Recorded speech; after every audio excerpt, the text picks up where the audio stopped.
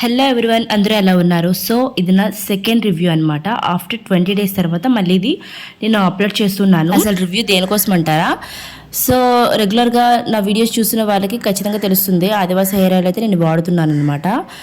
లేదన్న వాళ్ళకి కొంచెం ఇది ఫస్ట్ టైం అయిన వాళ్ళకి నేను ఆల్రెడీ ముందు 2 వీడియోస్ పెట్టున్నాను అనమాట. ఫస్ట్ వీడియో నేను స్టార్ట్ చేస్తున్నప్పుడు నా హెయిర్ కట్ చేసుకున్నాను, అది ఎంత లెంత్ ఉండింది అనేది చూపించాను. నా హెయిర్ ఎంత లాస్ ఉందో అప్పుడు అది కూడా ఆ వీడియోలో తెలుస్తుంది. ఇంకా నెక్స్ట్ సెకండ్ వీడియో అప్లోడ్ చేస్తున్నాను, అది 10 డేస్ తర్వాత. ఆ 10 డేస్ తర్వాత వీడియోలో కూడా కొన్ని టిప్స్ అండ్ ట్రిక్స్ కూడా చెప్పున్నాను నేను. అంటే ఆయిల్ ఏ విధంగా అప్లై చేయాలని చెప్పి. ఇంకా నకిలీ ఆయిల్స్ కూడా వచ్చేసాయి మా రిలేటివ్స్ వాళ్ళకి అలాగా వచ్చున్నాయి. వాళ్ళు తీసుకున్న తర్వాత కూడాను వాళ్ళకి పెద్ద హెయిర్ గ్రోత్ కూడా లేదట. సో దాని గురించి కూడా మీరు తెలుసుకోవాలంటే ఈ 2 వీడియోస్ కూడా మీరు ఖచ్చితంగా చూడండి. చూస్తే ఒక ఐడియా వస్తుంది. అంటే నేను స్టార్ట్ చేసిన తర్వాత ఎంతవరకు ఊడుతుంది, నేను ఏ విధంగా స్టార్ట్ చేస్తానో, నాకు వచ్చింది ఫేక్ ఆయిల్ ఎలా కనిపెట్టుకోవాలి అనేది కూడా తెలుస్తుంది. నేను ఇంకా ఫేక్ ఆయిల్స్ కూడా వచ్చున్నాయని చెప్పాను కదా, దాని గురించి కూడా పూర్తి వివరాలు అయితే నేను సెకండ్ వీడియోలో అయితే పెట్టాను అనమాట. సో ఇంకోటి ఏంటంటే, నేను ముందు వీడియోలో కూడా చెప్పున్నాను, ఇలాగ హెయిర్ కూమ్ చేసేటప్పుడు కింద నుంచి స్టార్ట్ చేస్తారంటే మీకు చిక్కులే కూడాను ఇవి వేరంగా ఊడుతాయి. At the same time hair loss కూడా తక్కువ ఉంటుంది అనమాట. ఎంత ఊడింతో మీరే చూడండి.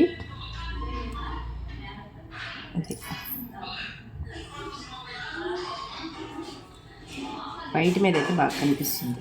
ఇదిగోండి, ఇదే ఊడింది నాకు.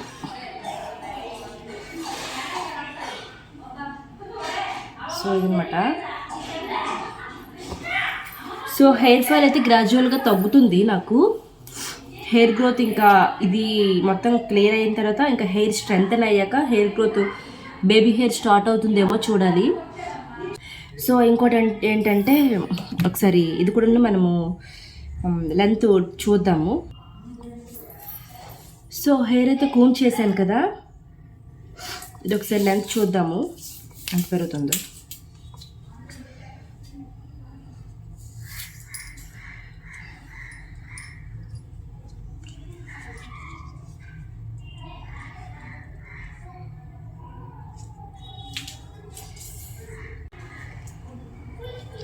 సో చూసారా, 7 ఇంచెస్ కట్ చేశాను. 7.5 అయిందనమాట. చూడండి, పెరిగింది జిత్తు. 7 దగ్గర ఉండేది. పాత పిక్ ఒకవేళ కావాలంటే మీకు పెడతాను పైన. 7.5 అయింది. సో హెయిర్ గ్రోత్ అనేది జరుగుతుంది.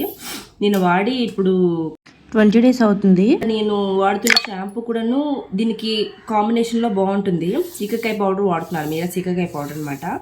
అది ముందు నుంచి నాకు హెయిర్ ఫాల్ అనేది తగ్గుతూ వస్తుంది. కానీ ఇది వాడిన తర్వాత నాకు ఎక్కువగానే హెయిర్ ఫాల్ అనేది తగ్గింది, హెయిర్ గ్రోత్ కూడా జరిగింది. ఇప్పుడు మీరు చూస్తున్నారు కదా. సో మళ్ళీ మనము నెక్స్ట్ వీడియోలో మళ్ళీ కలుద్దాము. మళ్ళీ నేను ఒక 15 డేస్ తర్వాత మళ్ళీ ఇస్తాను మీకు. అప్పుడు నా హెయిర్ స్ట్రాండ్ ఎంతవరకు పెరిగిందో కూడా తెలుస్తుంది కదా. త్వరగా ఒక 1 వీక్ కానీ 10 డేస్ కానీ 15 డేస్ కానీ ఇలాగా మీకు అప్డేట్ ఇస్తానని చెప్పాను కదా. ఎందుకంటే కంటిన్యూస్గా వాడుతున్నాను కాబట్టి చూసిన వాళ్ళు కూడా ఒక రెగ్యులర్ అప్డేట్ లాగా ఉంటుంది. వాళ్ళు కూడా కొంచెం ఈగర్గా ఉంటుంది కదా, బాగుంటే మేము తీసుకుంటాం కదా, త్వరగా పెడితే బాగుండని చెప్పి. సో అందుకని చెప్పేసి నేను వీడియో అయితే స్టార్ట్ చేశాను అనమాట. సో కొంచెం అయితే పెరిగింది, హెయిర్ ఫాల్ కూడా తగ్గింది. చూసారు కదా, హెయిర్ కూడా సాఫ్ట్ అని అయింది అనమాట. హెయిర్ కూడా బాగా సాఫ్ట్ అని అయింది.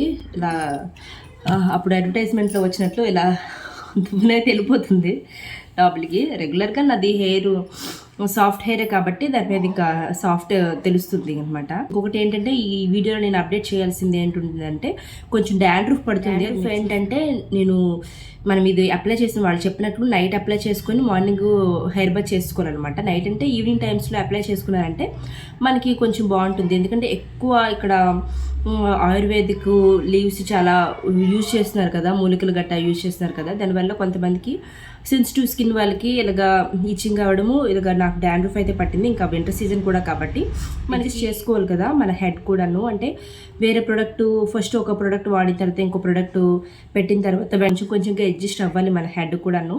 సో ఆయిల్ పెట్టిన తర్వాత ఒక హాఫ్ అన్ అవర్ తర్వాత అయినా కూమ్ చేసేయండి. కూమ్ చేసి శుభ్రంగా అల్లేయండి.